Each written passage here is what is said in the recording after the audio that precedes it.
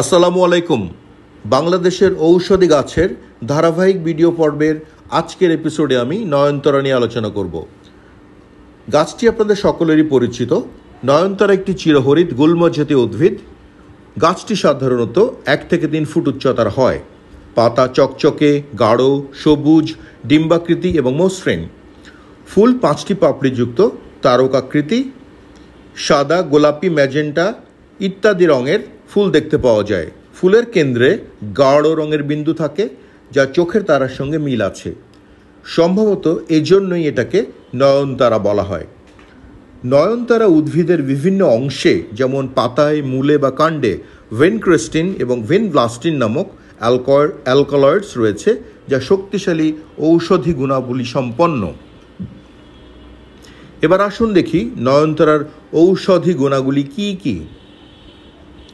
ভেনক্রেস্টিন এবং ভেনব্লাস্টিন leukaemia, lymphoma এবং অন্যান্য ক্যান্সারের চিকিৎসায় ব্যবহৃত হয়ে আসছে। এগুলো কোষ বিভাজন রোধ করে ক্যান্সার কোষের বৃদ্ধি বন্ধ করে। পাতার নির্যাস রক্তে শর্করার মাত্রা কমাতে সাহায্য করে। নয়নতারার মূল বা শিকড় ও পাতার নির্যাস উচ্চ রক্তচাপ কমাতে সাহায্য করে। নয়নতারা ব্যাকটেরিয়া ও ছত্রাক সংক্রমণের বিরুদ্ধে দ্রুত কাজ করে। এদের পাতা এবং শিকড়ের নির্যাস প্রদাহ কমাতে সাহায্য করে। নয়নতারার পাতার রস ক্ষত বা পোড়া জায়গায় চিকিৎসায় ব্যবহৃত হয়। কিভাবে ব্যবহার করব নয়নতারাকে একটু জেনে নিই আমরা। ক্যান্সার চিকিৎসায় ভেনক্রেস্টিন এবং ভেনব্লাস্টিন ফার্মাসিউটিক্যালস শিল্পে ব্যবহৃত হচ্ছে।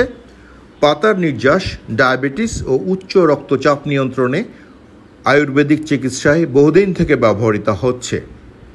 পাতার রস বা পেস্ট ত্বকের সংক্রমণ, ক্ষত বা ফুসকুড়ি চিকিৎসায় ব্যবহার করা হয়। নয়নতারার পাতার নির্যাস জ্বর, সর্দি বা পেটের সমস্যায় ব্যবহার করা হয়। আরেকটি গুণাবলী হচ্ছে যে নয়নতারা বাগান, পার্ক বা বাড়ির উঠোনে শোভাবর্ধনের কাজে দীর্ঘদিনের বন্ধু। আসুন এবার একটু সতর্কতা বিষয়ে আলোচনা করি। নয়নতারার সরাসরি ব্যবহার বিষাক্ত হতে পারে, কারণ এতে শক্তিশালী অ্যালকালয়েডস রয়েছে। চিকিৎসকের পরামর্শ ছাড়া এটি সেবন বা ব্যবহার করা উচিত নয়। গর্ভবতী নারী ও শিশুদের এটি ব্যবহারে সতর্কতা প্রয়োজন। নয়নতারা একটি শোভাময় ও ঔষধি গুণসম্পন্ন গুল্ম। আসুন আমরা সকলে নয়নতারা গাছের রক্ষণাবেক্ষণে সচেষ্ট হই।